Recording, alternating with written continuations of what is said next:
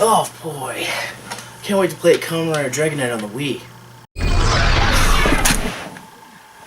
Oh, where am I?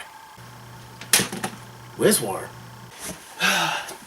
Damn it, Zero! So the games led me to this. You know what this means. Crossover time.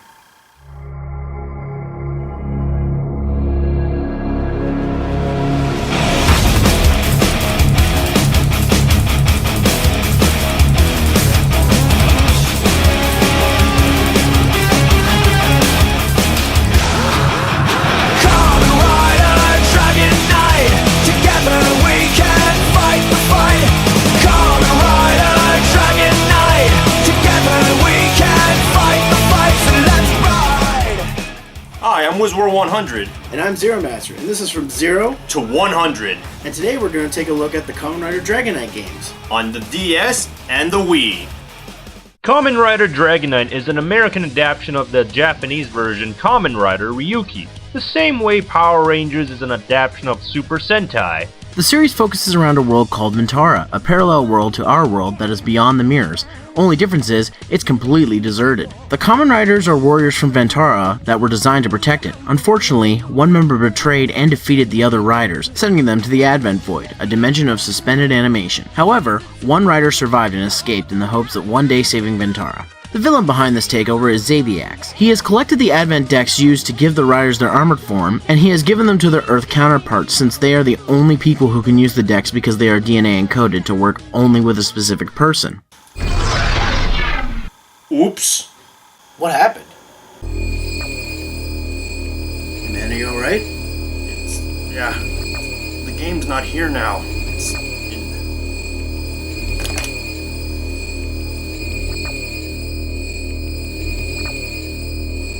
We have to go into the mirror world to review the Dragon Knight games. Well, in that case, let's ride.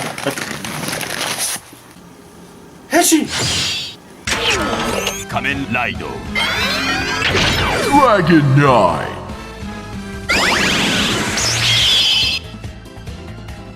Yeah!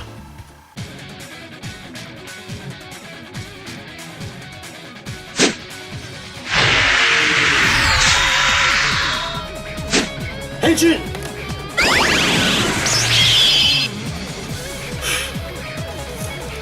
Alright, let's go.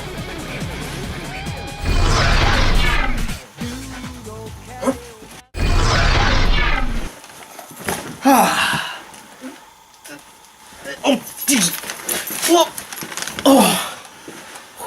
Let's actually get to the game now. Yeah. The DS game is made by Natsumi, the same people who made the Harvest Moon series and Wild Gun. So the first game we'll take a look at is the DS game because this game can be horrendous. Really? It can't be that bad. Oh, it will be bad. Let's find out. First off, see these three modes? Only Ventura mode is worth playing, and I say that lightly. Advent Master mode is just an arcade mode that doesn't unlock anything, and it's just for score, so it's pointless and you can only use riders you unlocked. And duel mode is pointless too because it's just you versus the computer. But oh, you can fight as a mirror monster! Yay! Oh, and this game has no multiplayer. Why? I do have an idea why it might be. This game has a cheap combo system that would probably piss off other players in a versus game, and also when you get knocked down, you can't do anything to make your character get up faster like in the Climax Hero games, or specifically Dragon Knight Wii, which makes playing this game a bit frustrating. Instead of a versus CPU mode, they should have included a training mode. I mean, what's the point in having so many single-player modes? If they included multiplayer, then I could understand, but all these other modes are just pointless. Anyways, you want to talk about Ventara mode? Where do I begin? Ventara mode is basically a level progression mode where you can unlock cards and other riders. And other content which like unlocking enemies you'll never bother to play as, and levels which no one cares. Also in Ventura mode, you play as one of the 13 riders, each with their own stories. The problem with this mode is that you have to level up by gaining experience like an RPG. The reason why this is a problem is because it takes way too long to progress to fight other riders. Most of the time you'll be fighting the same minions over and over and over again, so you can stand a chance against the riders since they are much more powerful than you are. There are 10 levels, each having a row of 5 levels in them, so that makes 50 levels in total that you would have to play in order to unlock content. And that's fucking tedious, because you only get them by beating the X levels and not by leveling up as I had hoped it might have been, which might have made leveling up interesting. Also, 50 levels for each rider? You'd be playing this game 650 times assuming you don't die. And speaking of leveling up, when you level up, it only does one thing and one thing only. And that thing is so vital to having a fair fight. That one thing is giving you more health. You have to level up to get more health so you don't die instantly from fights later on, because the enemies will have so much more health than you that they'll survive longer than you. Heh survive mode.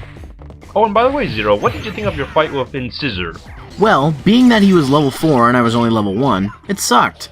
However, the enemy AI is completely stupid until it gets down to about 20% of their health. Then, all of a sudden, it's like the game's difficulty spiked up to make up for their previous stupidity. Well, what about the special condition you had to do to win that fight?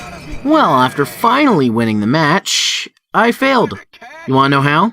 There's a special condition. I had to finish him with my final event. Really, game? I know it's my fault for not noticing it, but most of the fights leading up to this one were just basic fights. Only 1 or 2 had special conditions, and they weren't hard to complete. There's also a condition called the KO challenge, where you have to beat your opponent with only 1 piece of health.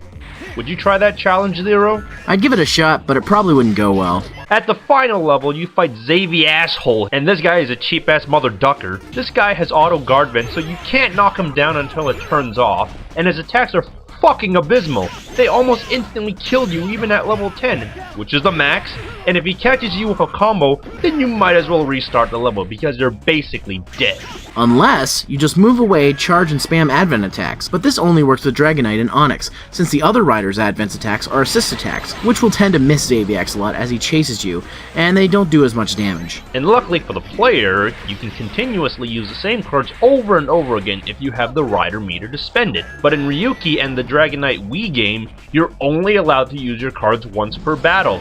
Imagine having that in this game. This boss fight is just difficult for stupid reasons, and to win you have to spam. That's not a good boss fight. After beating his stupid ass, you have to sit through the goddamn credit sequence that you cannot skip, and you have to watch this or else your game won't save, and you have to do this for 12 other riders. So have fun! Let's ride! As for the controls, for a fighting game, they're stiff. Movement and attacking isn't as fluid as I had hoped. Just as an example, pressing forward and attack doesn't necessarily mean you'll move forward as you're attacking, making it hard to hit an enemy in succession. However, you can do combos in the game to get bonus XP. Also, you can charge your advent meter manually by using both shoulder buttons, or touching your rider on the touchscreen. Overall, I find this game a chore. It does have fateful designs to the series, and the only fights worth fighting are the rider battles. Everything else is a chore and a bore. This is what I would call a traveling game, meaning you should play it while you travel, because unless you're a hardcore Dragonite fan, I can't see anyone investing that much time into this drawn-out game.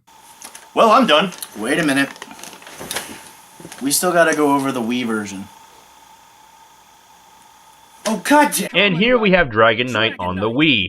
This game is better than the DS game, but it could have been better too, because I also don't like this game as much as I should. Dragonite on the Wii uses a modified engine from the Climax Heroes game series. It was the first Kamen Rider game that Aiding had made for the Wii, and it came out November 17th, 2009, just 3 months after the release of Climax Heroes on the PS2, and 16 days before the release of Climax Heroes Double for the Wii. It's a basic 3D fighter that's very easy to pick up and play, but takes some time and skill to master. The game works with a very simple control scheme with button combos for fast and heavy attacks, grabs and advent. There isn't a good variety of combos that you can mix and match. You can only do fast or strong combos, so you can't hit your opponents with weak attacks, then finish with a strong attack. That's pretty lame. Actually, there is a combo cancel you can do which allows you to switch attacks to mix up your combos. This is pretty much instantaneous and can be abused really easily to defeat your opponents. You can also perform grabs, and certain characters can perform grab-like mini combos, which I'll refer to as smash attacks, where you can use a forward quick attack to get off some easy hits. Being the first game on the Wii, several things about the engine are different. Coming from playing Climax Heroes O's and Foes, I was used to a more refined and improved system. For instance, turning around is not automatic. You need to manually tap the direction and face quickly too, or else you're going to give your opponent some free hits. Also, you can't charge your rider gauge manually. You either have to attack, defend, or punch the air. Believe it or not, you're just punching air. The game also reuses some stages and music from Climax Heroes. While it's lazy, these guys pumped out 3 games in the span of 4 months, so I'm not going to give them shit for it. As for the game modes, there's your standard arcade mode, which you fight a bunch of riders before fighting Zaviacs. This is the only mode that you unlock other riders in, and when you start the game with the riders, they do not even have their respective cards with them like in Climax Hero or even the PS1 Ryuki game. You have to go to the mirror world, play it several times to unlock cards, and not only that, you have to earn points in Mirror World to buy your cards. Why? I can see what they were going for, and I do enjoy unlocking content, but when you start the game, you can't just have fun right out of the box. You have to play through a bunch of modes in order to unlock everything, and it just really soils the game for me. Unlocking cards works in an annoying way as well. You only unlock cards in the shop by defeating a rider in mirror mode who happens to have the card on him during the fight. This can be incredibly frustrating when trying to unlock certain cards and you can't get them because the rider won't have them on him. So you'll constantly need to replay Mirror World to get a chance to unlock cards that you can buy later in the shop. Tedious doesn't even describe this. Story segments only get told through Mirror World, and it's literally text at the start and end of the mode for that character. Really? I know this is a fighting game, but you couldn't put more effort into this? As well as the normal fights, there's also beat-em-up style stages. These stages throw you a set number of enemies and you have to defeat all of them. While it's a decent mode, I think it's boring as all hell. it has its share of problems. For starters, the game gives you a few enemies at a time, and if you outrun them, it loads the next section enemies and the older ones disappear without any indication, causing you to backtrack if you miss any. There also is no indicator on how many enemies are left, something which I had gotten used to from the later games, the lack of which caused me more confusion in the game. It's also worth mentioning that unlike in arcade mode, the last battle of Zaviacs is in one of these battles, which is kind of anticlimactic.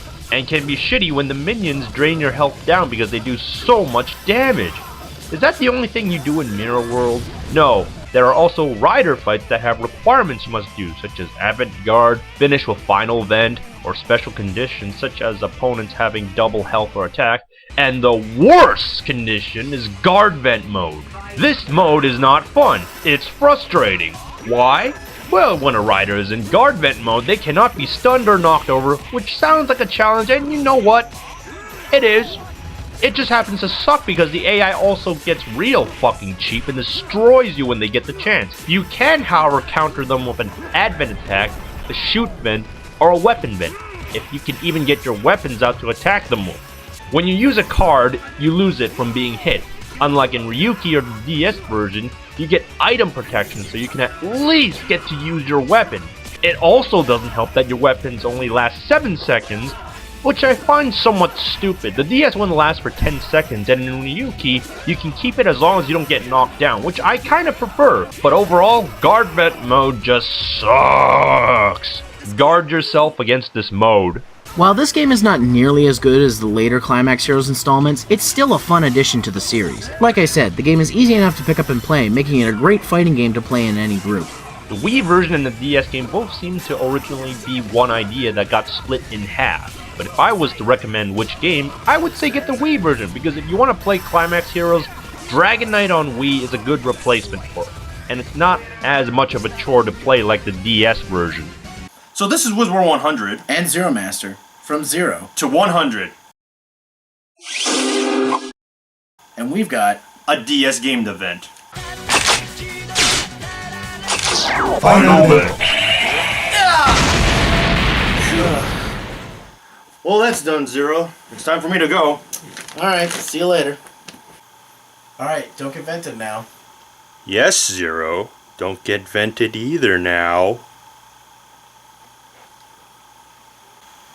I wonder what he could mean by that. Whatever. I'll just have to keep an eye on him.